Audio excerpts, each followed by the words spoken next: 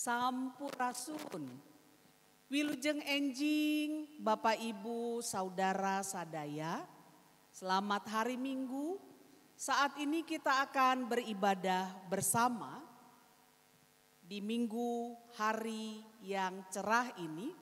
Sebelum kita beribadah, diinformasikan bahwa pada hari Selasa 17 Agustus 2021 kita akan kebaktian dalam rangka syukur kemerdekaan Negara Kesatuan Republik Indonesia yang ke-76. Kita beribadah secara online. Lalu hari Minggu tanggal 22 Agustus 2021 kita juga akan beribadah secara online. Mari masuk dalam ibadah.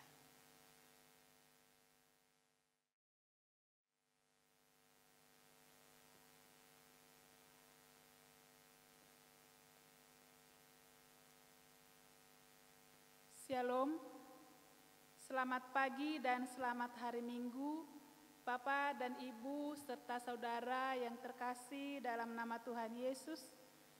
Kita akan mulai ibadah kita pada saat ini. Untuk itu mari kita mengambil saat teduh sejenak.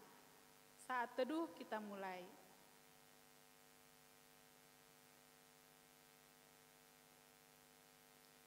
Saat teduh selesai. Jemaat yang terkasih, saya akan membacakan puisi Gawe Rancage Maharaharja di Lebet Kristus, karya Kang Denny M. Samium, sareng Pendeta Fier. Nun Gusti Pangeran Abdi di Lebet Kristus Nusa Jati. Mugi Gusti ngajadikeun sugri anu disuhunkeun. Sarang sugri ngahampura Gusti ka abdi sadaya. Tinu lampa anu salah du Gusti Mahamurah. Asi Gusti matak heran maparin kaselametan. Kersa nandangan tunggara sang abdi ka sawarga. Ayeuna abdi sadia janten cahaya Injili. Saestuna jadi saksina ngembarkeun kanya Agusti. Pibuatan sakitu legana hayo migawe nu rancage. Oge migawe anu hade nu sapagodos sarang ama. Nya migawe anu hade mawara harja kabalarea. Bukti diri bisa jadi tapak ulah hese jeung talangke. Yo gerak prak makalangan jadi badega nu satya. Gusti Yesus pasti nyarengan. Asihna katara karasa karampa. Jemaat Tuhan, puisi di atas mengajak kita untuk terus maju dan tidak menyerah. Mengajak kita terus berkarya dan melayani. Menjadi badega atau hamba Tuhan yang setia. Untuk itu marilah kita berdiri memuji Tuhan sebagai respon atas kasih Tuhan bahwa kita moal mundur, moal ngejat, najan salengkah, tetap ngiring Gusti. Melalui lagu pujian berbahasa Sunda ini, ngiring ka Gusti.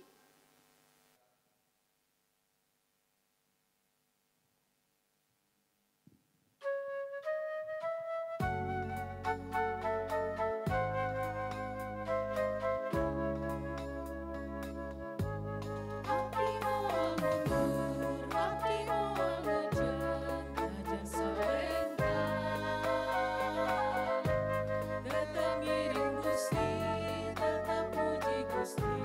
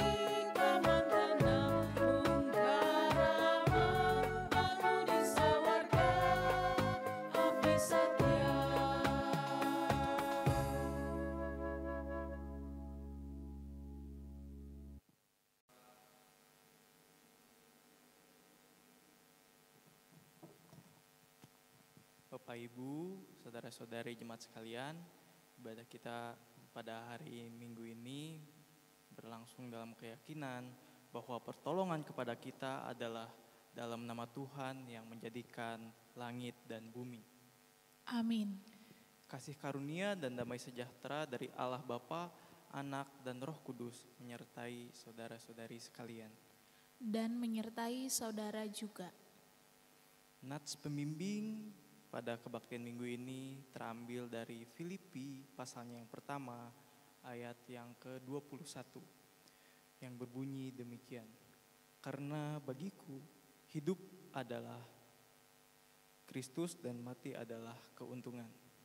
Syukur kepada Tuhan. Jemaat menyambut dengan nyanyian dari Kidung Jemaat nomor 344.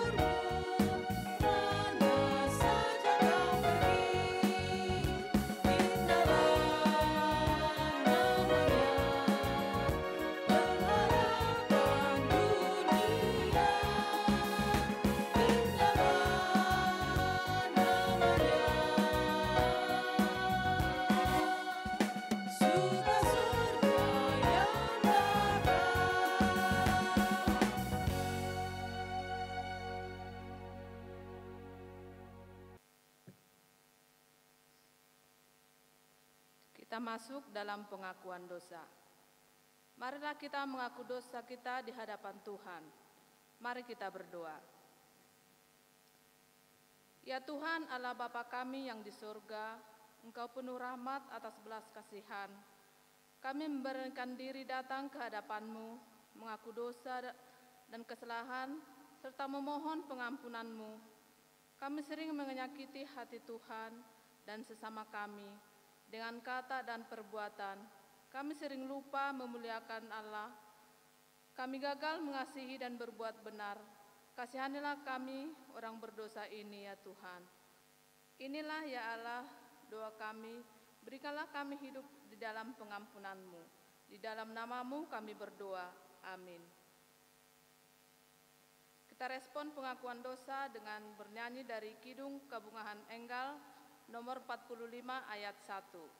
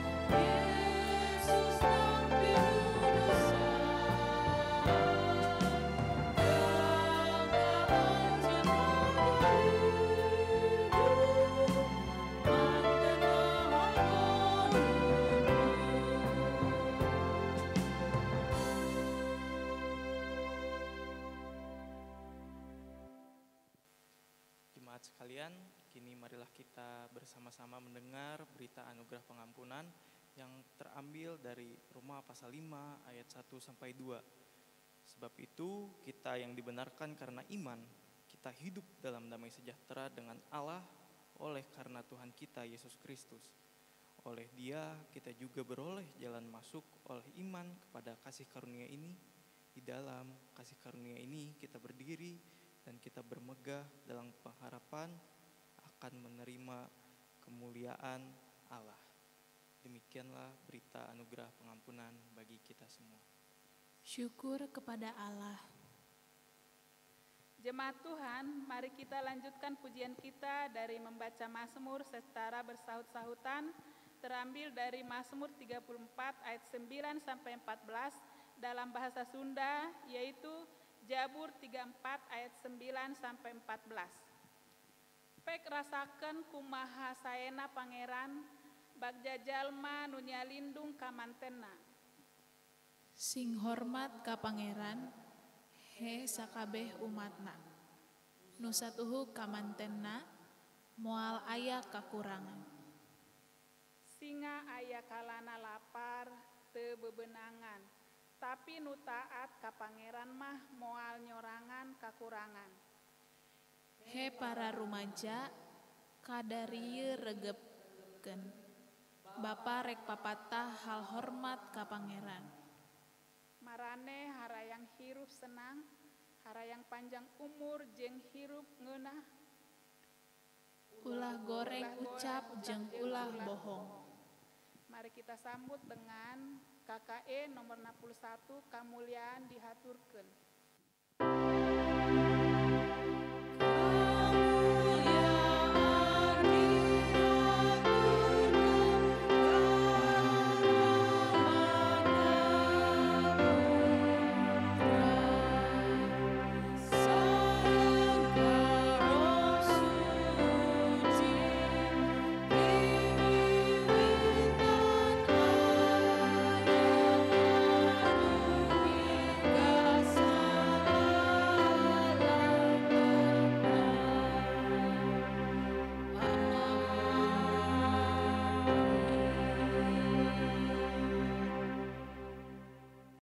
Jemaat sekalian, kini marilah kita membuka Alkitab kita dari Yohanes pasalnya yang ke-6 ayat 52 sampai 59.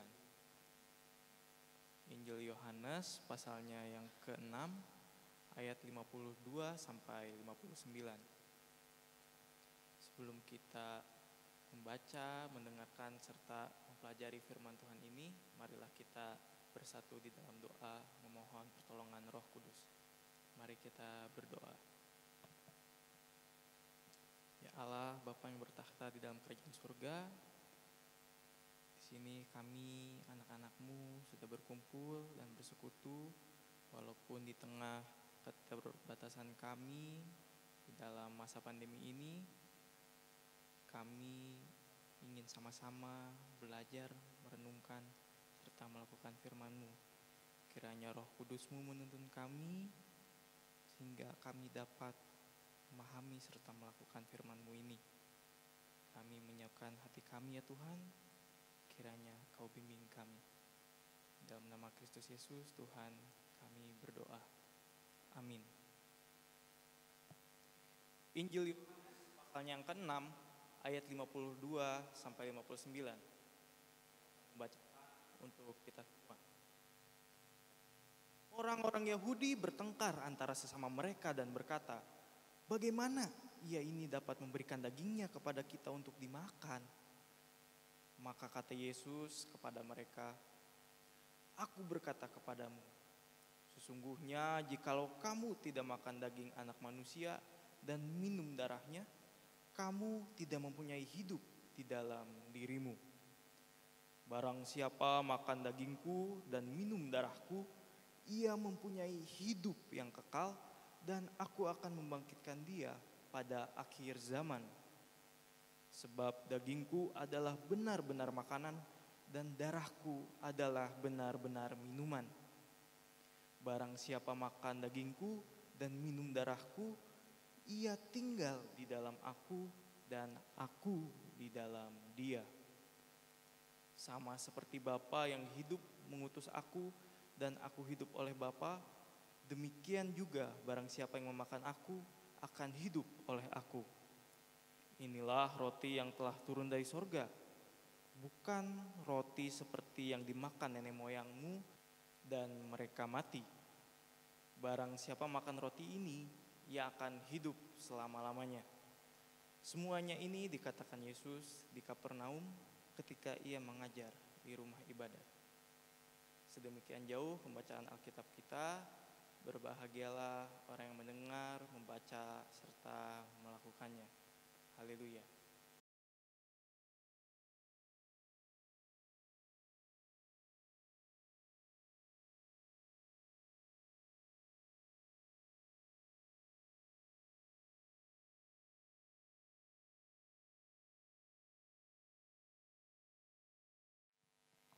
Sampurasun Bapak Ibu semuanya. Selamat pagi menjelang siang. Ya udah gak kerasa nih PPKM 1,5 tahun. Udah diem di rumah mulu, mau ngapa-ngapain susah, mau pergi kudu PCR antigen, harus rapid. Ya serba susah lah zaman sekarang mah, lagi pandemi kayak gini mah. Apalagi kalau bicarain ekonomi. Bicarain ekonomi emang bikin liar, bikin pusing. Kata orang-orang lagi pandemi kayak gini, lebih baik bersyukur kumpul sama keluarga. Lebih baik bersyukur bisa ketemu anak, bisa ketemu orang tua yang dulunya kerja di luar sana, jauh dari Sumedang, sekarang kan bisa bareng-bareng lagi di rumah. Itu sih kata orang-orang. Tapi kenyataannya lagi kumpul-kumpul, lagi makan bareng. Yang kepikiran malah bukan aku bersyukur Tuhan sekarang bisa bareng-bareng lagi walaupun lagi pandemi gini. Yang kepikiran malahan cicilan, setoran, kuota. Sekarang mah apa-apa butuh kuota. Mau ibadah online tetap butuh kuota. Nyari uangnya susah. Udah jalan-jalan pada ditutup. Tapi puji Tuhan sekarang udah mulai longgar. Adalah yang bisa disyukurin lagi situasi kayak gini. Akhirnya ketika kita memikirkan hal itu, ketika kita memikirkan, aduh ini susah, ekonomi saya susah, cari kerja lah. Kita menjadi orang yang penting bisa makan. Yang sekarang mah penting punya kuota, yang penting bisa ngasih makan anak, yang penting bisa ngasih senyuman ke anak, anak-anak bisa senyum, dikasih makan. Akhirnya pun kita lagi pandemi gini mikirin diri sendiri. Lagi pandemi gini hanya ingat diri sendiri doang. Ya iya tuh Pak, mikirin diri sendiri, boro-boro mikirin orang lain atuh, saya juga susah. Saya juga berat. Tapi Bapak Ibu, kita ketika melakukan itu menjadi lupa. Lupa apa? Kita tuh lupa bahwa kita ini orang Kristen. Orang Kristen teh yang kayak gimana? Orang Kristen teh yang seperti apa sih? Apakah kalau ketika ketemu orang Batak, oh ini orang Batak, pasti Kristen ini mah? Belum tentu. Di dalam pembacaan kita pada hari ini, kita diajak untuk belajar. Kita diajak untuk melihat seperti apa pengalaman Yesus ketika bersama-sama dengan orang Yahudi di Kapernaum. Yesus sedang mengajar tentang roti hidup. Yesus sedang mengajar tentang inilah dagingku, maka makanlah. Inilah darahku, maka minumlah. Wah, kalau lihat yang kayak gini nih, pasti bingung. Nih orang Kristen nih kanibal ya. Ini orang Kristen makan manusia ya. Bisa-bisanya sih bilang makan dagingku, minum darahku. Bapak Ibu, ini namanya gagal paham. Yang kayak gini namanya gagal fokus. Orang-orang Yahudi pada saat itu gagal fokus. Mereka tidak memahami apa yang Yesus katakan. Sehingga mereka terkejut. Memang ini adalah hal yang wajar karena di Yahudi gak boleh yang namanya bunuh sesama. Apalagi minum darah binatang kan gak boleh, tertulis di hukum Yahudi.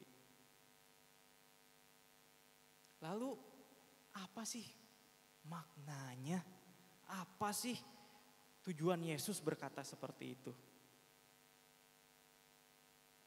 Kalau kita baca-baca ayatnya, kita bisa menemukan ada perbandingan yang mencolok tuh kalau kita baca ayatnya ke-56. Ini roti hidup bukan seperti roti yang diturunkan di padang gurun ketika nenek moyang Israel masih keluar dari tanah Mesir. Kenapa disebut berbeda? Karena ketika orang Israel makan roti yang diturunkan di padang gurun, mereka hanya kenyang aja. Mereka dapat roti itu, yang penting perut keisi, bisa lanjut perjalanan. Tapi udah makan roti itu, mereka bisa hidup sementara. Emang hidup sementara, tapi akhirnya mati. Kenapa? Mereka mati karena mereka bisa disebut ya keras genggerong, keras kepala, pengen menang sendiri. Buktinya apa? Ya itu, bangsa Israel tuh bangsanya yang berdosa, tobat, udah dosa, tobat lagi, gitu aja terus. Kagak kapok-kapok, gak ada bener-benernya nih, udah tobat, dosa lagi. Itu artinya apa? Roti yang diturunkan di padang gurun tidak merubah hidup mereka. Roti yang di padang gurun tidak mengubah bagaimana mereka berpikir ataupun mereka bertindak. Di dalam pembacaan kita pada hari ini kita diingatkan ketika kita mendengar Yesus berkata, inilah dagingku, maka makanlah dagingku, inilah darahku, minumlah. Itu bukan berarti kita secara literal, harfiah melihatnya kanibal. Enggak. Makan dan minum yang dimaksud oleh Yesus bukan makan dan minum seperti harus melakukan kanibalisme, harus makan sama manusia, enggak. Makan dan minum berarti memiliki hubungan dengan Yesus. Makan dan minum berarti mau bersama-sama dengan Yesus. Kalau zaman sekarang kita melihat yang namanya orang Kristen tuh yang kayak gimana sih? Ya orang Kristen mah yang suka ke gereja hari Minggu, ngasih persembahan jangan lupa, kolekte, wah sekarang transfer dong ke akun gereja. Jadi orang Kristen gak cuman seperti itu Bapak Ibu. Jadi orang Kristen bukan hanya pergi ibadah ke gereja hari Minggu, bukan ikut persekutuan doang, bukan ngasih persembahan doang. Menjadi orang Kristen berarti kita secara sadar kita ini menerima Yesus di dalam hati kita. Apa artinya menerima Yesus? Lagi kondisi saat gini pastinya ya susah nerima gitu ya. gimana lagi sulit gini, lagi ekonomi susah. Kadang kita lupa bahwa kita punya Yesus, kita mengundang Yesus untuk tinggal di dalam hati kita. Ketika kita mengundang Yesus tinggal di dalam hati kita, maka Ia akan hidup di dalam kita. Menerima Yesus bukan hanya ketika kita ibadah, misalnya nih, saya beres khotbah ini, kita bersama-sama mengucapkan pengakuan iman. Atau ketika ibu-ibu ataupun saudara-saudari ingat waktu baptis Sidi. Apa jawab saudara? Aku percaya. Ketika kita mengatakan aku percaya dan menerima Yesus, berarti kita menerima Yesus dengan seluruh hidup kita. Kita menerima Yesus dengan hati, pikiran, dan tindakan.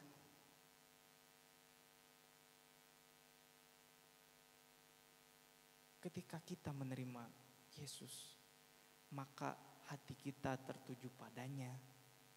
Tindakan kita kepadanya, pikiran kita tertuju kepadanya. Atau Pak, yang pikiran Yesus teh kayak gimana? Pikiran yang tertuju pada Yesus, hati yang tertuju pada Yesus, terus tindakan yang tertuju kepada Yesus. Itu yang kayak gimana? Kalau kita kembali membaca, kita bisa menemukan bahwa dasar tindakan Yesus, apa yang dipikirkan Yesus, apa yang diperbuat Yesus adalah kasih. Oleh karena itu di Injil Yohanes kita melihat bahwa Allah mengasihi dunia. Kasih Allah sangat besar ke dalam dunia ini. Sehingga Ia berani untuk mengutus anaknya, mengorbankan anaknya. Bapak, Ibu, saudara-saudari, tentunya ketika kita mendengar hal ini, kita perlu memikirkan kembali untuk siapa kita hidup. Ketika kita menjadi orang Kristen, maka hidup kita adalah hidup untuk Kristus. Gimana Pak hidup untuk Kristus? Kan Yesus bilangnya, tinggalkan segala kepunyaanmu, ikutlah aku.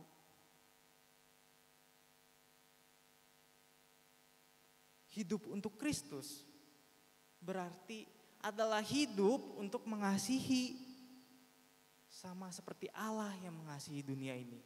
Bukan berarti kita harus meninggalkan orang-orang yang kita sayangi, kita menjauhkan diri, kita terasing dari yang namanya kota Sumedang, dari lingkungan sekitar. Kita seperti bertapa gitu ya. Bukan seperti itu, bukan mengasingkan diri. Tapi ketika kita menerima Yesus, justru kita mau untuk terlibat. Justru kita mau untuk action, kita mau untuk bertindak dimanapun kita berada. Mengapa kalau Allah mengasihi dunia ini, kita harus meninggalkan dunia ini, harus menjauhi dunia? Enggak. Allah yang mengasihi dunia seharusnya menunjukkan juga bahwa kita perlu untuk mengasihi dunia. Mengasihi dunia teh kayak gimana? Mengasihi dunia melakukan teladan Yesus yang berkorban, pengen menderita, tapi menderita demi orang-orang yang dikasihi oleh Allah. Menderita bagi bahkan seluruh dunia dikasihi oleh Allah. Ada spirit pengorbanan, semangat pengorbanan.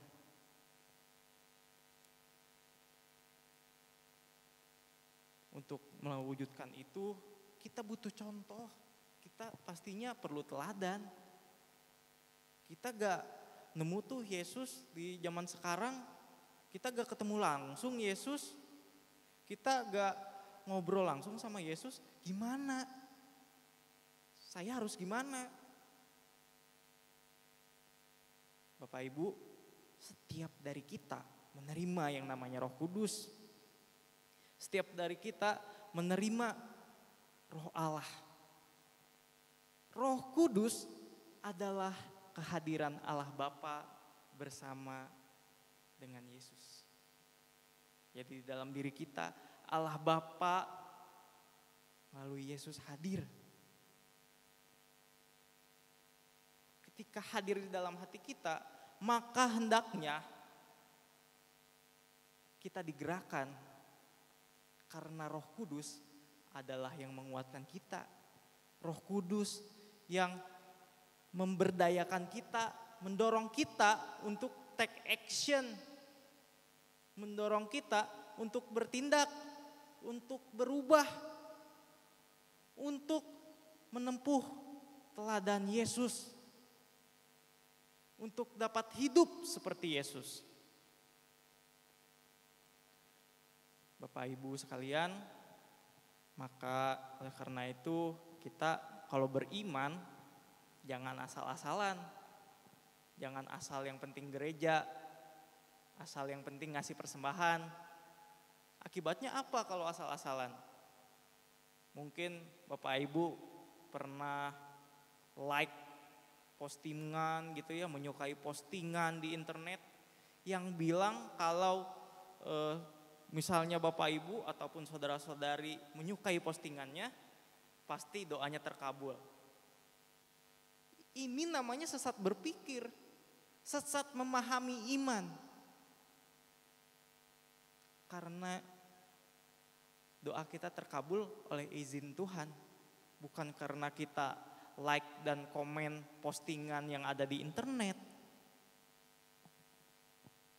Saya jadi teringat akan peribahasa Sunda yang bilang ulah puraga tambang kadengda.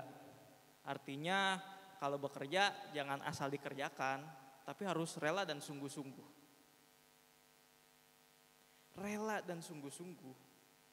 Bukan hanya ketika bekerja, tapi ketika kita mengimani Yesus juga. Berarti kita ingin mengenal Yesus, ingin memahami Yesus, dan ingin hidup seperti Yesus. Karena melalui Yesus kita memperoleh jalan keselamatan yang kekal. Yesus adalah jalan kebenaran dan hidup untuk menuju kepada Bapa di sorga.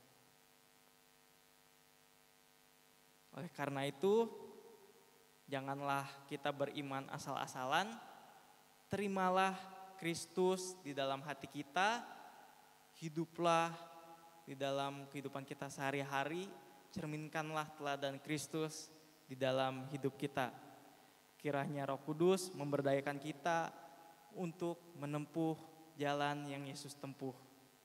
Tuhan Yesus memberkati kita semua. Amin. Jemaat sekalian, marilah kita bangkit berdiri. Kita mengucapkan pengakuan iman rasuli kita bersama-sama. Aku percaya kepada Allah, Bapa yang Maha Kuasa, Khalik langit dan bumi, dan kepada Yesus Kristus, anaknya yang tunggal, Tuhan kita, yang dikandung daripada Roh Kudus, lahir dari anak darah Maria, yang menderita sengsara di bawah pemerintahan Pontius Pilatus, disalibkan, mati dan dikuburkan, turun ke dalam kerajaan maut. Pada hari yang ketiga bangkit pula dari antara orang mati, naik ke surga, duduk di sebelah kanan Allah Bapa yang Maha Kuasa, dan Ia akan datang dari sana untuk menghakimi orang yang hidup dan yang mati.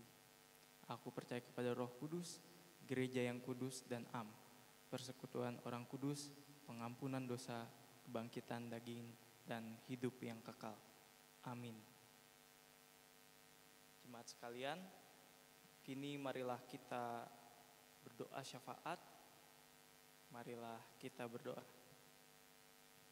Ya Tuhan, ya Allah kami tadi sudah mendengarkan firman-Mu. Kiranya Kau perlengkapi setiap diri kami ya Tuhan, agar kami dapat menjadi pelaku firman-Mu, sehingga kasih-Mu dapat nyata di dunia melalui kami. Ya Tuhan, di dalam doa ini kami juga ingin berdoa untuk saudara-saudari kami. Kiranya Engkau berkati Ibu Sahalesi, Bapak Erik Hasinaga, Bapak MTA Situmorang, Ibu Firman Pasaribu, Ibu Opung Jeremy Sihombing, Ibu Anneke Hirawani. Kiranya Engkau berkati mereka di dalam masa penyembuhan dan sakit penyakitnya. Kiranya Engkau berkati keluarga dan teman yang selalu membantu mereka. Kau berkati obat-obatan yang diminum.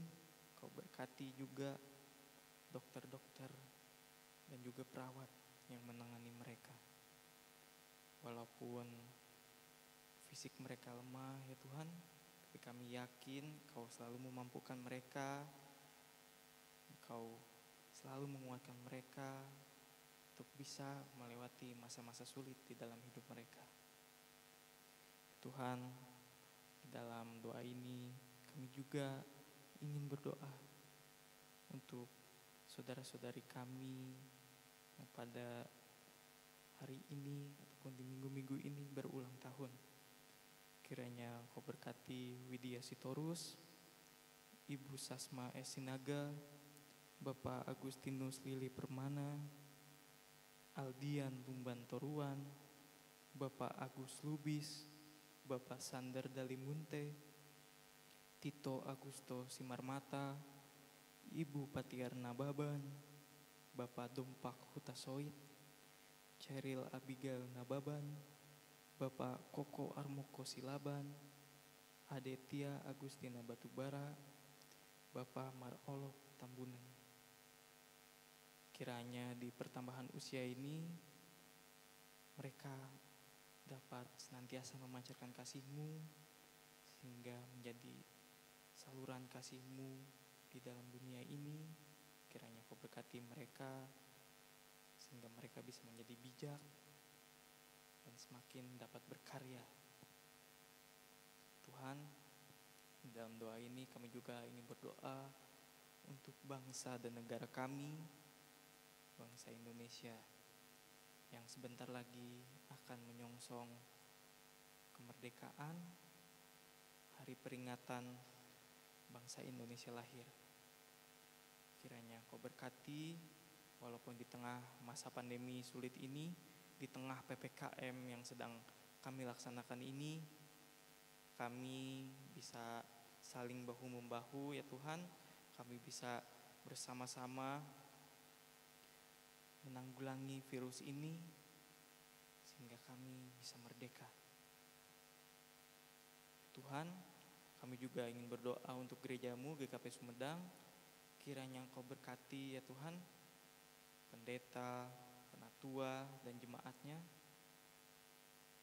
Dengan ditempatkannya GKP di Kota Sumedang ini, kiranya pelayanan yang diberikan, pelayanan yang dilakukan dapat berguna, dapat menjadi berkat bagi GKP dan juga masyarakat yang hidup di sekitar GKP Sumedang ini. Ya Tuhan, inilah doa kami. Kami alaskan doa ini sebagaimana doa yang telah Kau ajarkan pada kami. Demikian. Bapa kami yang di surga, dikuduskanlah nama-Mu, datanglah kerajaan-Mu, jadilah kehendak-Mu di bumi seperti di surga. Berikanlah kami pada hari ini makanan kami yang secukupnya, dan ampunilah kesalahan kami, seperti kami juga mengampuni orang yang bersalah kepada kami. Dan janganlah membawa kami ke dalam pencobaan, tetapi lepaskanlah kami daripada yang jahat. karena Engkaulah yang punya kerajaan dan kuasa dan kemuliaan sampai selama-lamanya. Amin. Tiba saatnya kita memberikan persembahan syukur kita kepada Tuhan. Persembahan akan dikumpulkan sesudah tatap muka. Jemaat Tuhan, dengan penuh rasa syukur, mari kita memberikan persembahan. Sebelum ini, kita mendengarkan nas yang melandasi pemberian kita yang terambil dari Roma 12 ayat 1 yang berbunyi demikian.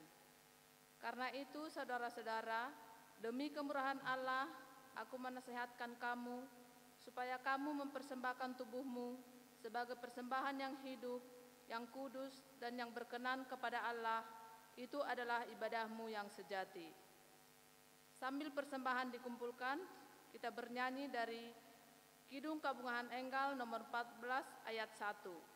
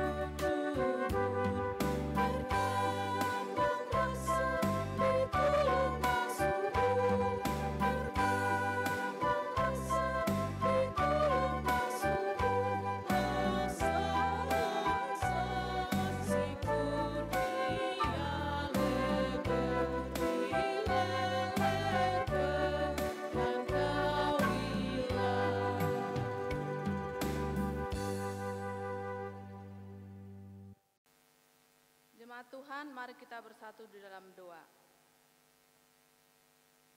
Ya Tuhan, Allah yang Maha Pengasih, pada saat ini kami datang ke bait-Mu yang kudus, membawa persembahan sebagai ucapan syukur atas setiap berkat yang kami terima, yang berasal dari Tuhan. Seberapapun yang dapat kami berikan, berkati dan kuduskanlah agar persembahan ini layak bagi penata layanan gereja-Mu. Berkati setiap jemaat-Mu di dalam setiap usaha dan upaya mereka.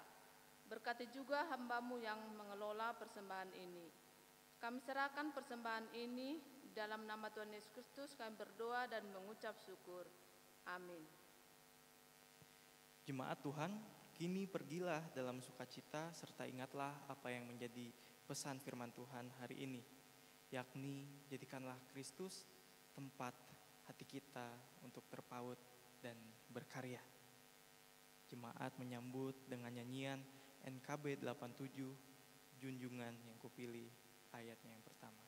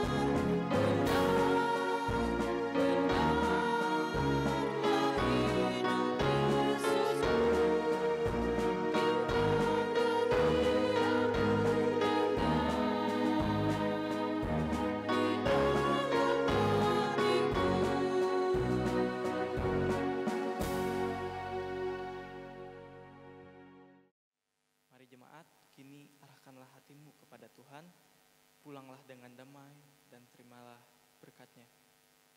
Kasih karunia dari Tuhan Yesus Kristus dan kasih Allah dan penyertaan Roh Kudus menyertai saudara sekalian. Amin.